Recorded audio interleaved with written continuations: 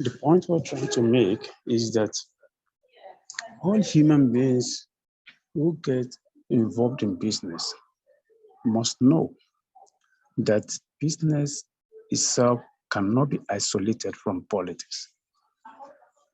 Someone shared with me his experience.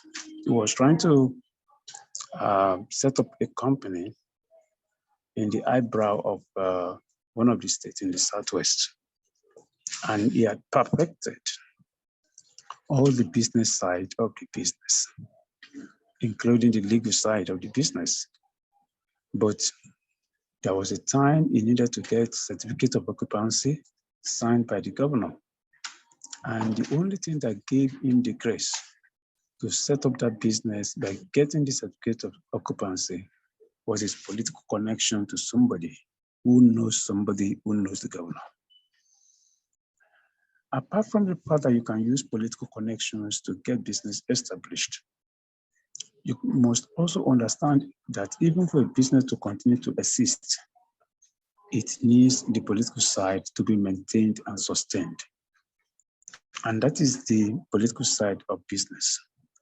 When we talk about the business side of politics, we are saying that even as a politician or a political leader, either an aspiring politician or an established politician or political leader, you must also know that it is not just about representing the people.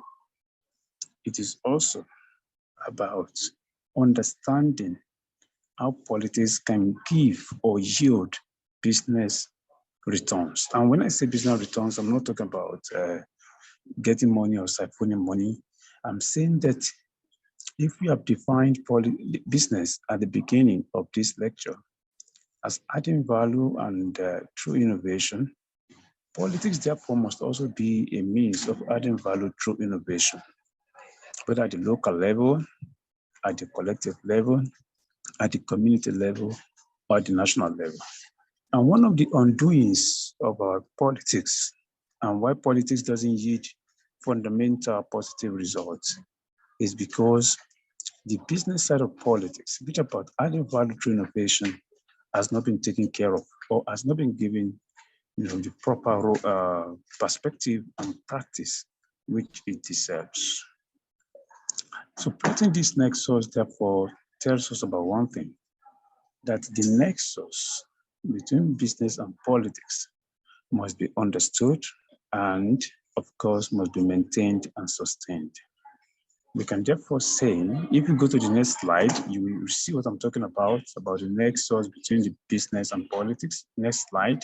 And that is where I've been talking about the politics of business and business of politics.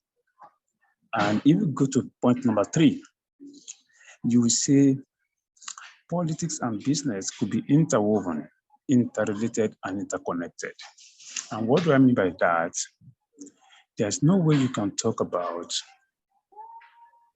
politics, whether at the local level or at the national level or at the international level, that you not talk about the interwovenness of these two important endeavors. Even at the national level and international level, governments across the world try to make sure that the international political economy favors their country by exploring and exploiting business sides of politics, as well as the political sides of business. A perfect example was what happened in France just a couple of days, where President Tinubu represented Nigeria at the Global Financing Summit.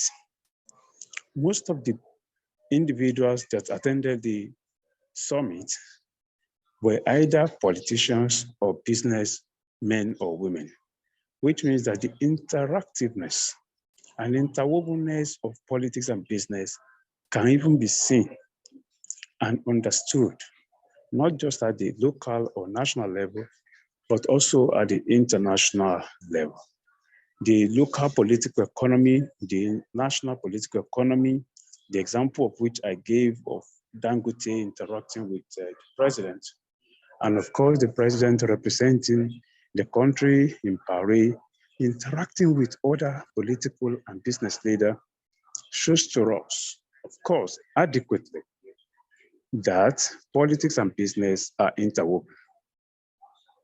And of course, we must know that it is not just that politics and business interact, or that leaders in politics and business interact, they also shape and sharpen one another. The perspectives of a Dangote will shape the perspective of a President Tinubu, whether on fuel subsidy or on refinery processes or on importation of fuel or oil marketer deals. And the perspective of a President Tinubu will also shape and sharpen that of a Dangote. Whether you talk about regulation or deregulation, or whether you talk about how the financial system will be restructured to favor those who are into business. Therefore, there is no government or political leader who will not take care of the business side of politics. And there is no business leader who will not try as much as possible to take care and put into proper perspective the political side of business. Let us go to the next slide and see the further nexus between politics and business. Even as we all know or see now that there's politics of business, and of course there is business of politics. Next slide, please.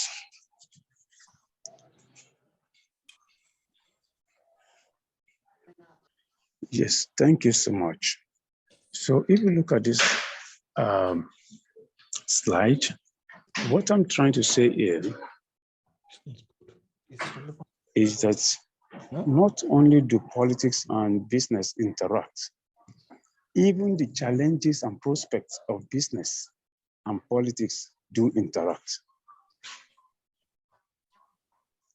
We can say that there are singular challenges of politics, there are singular challenges of business, but these singular challenges are not likely to be understood until you are able to put into perspective that there are also interactive challenges.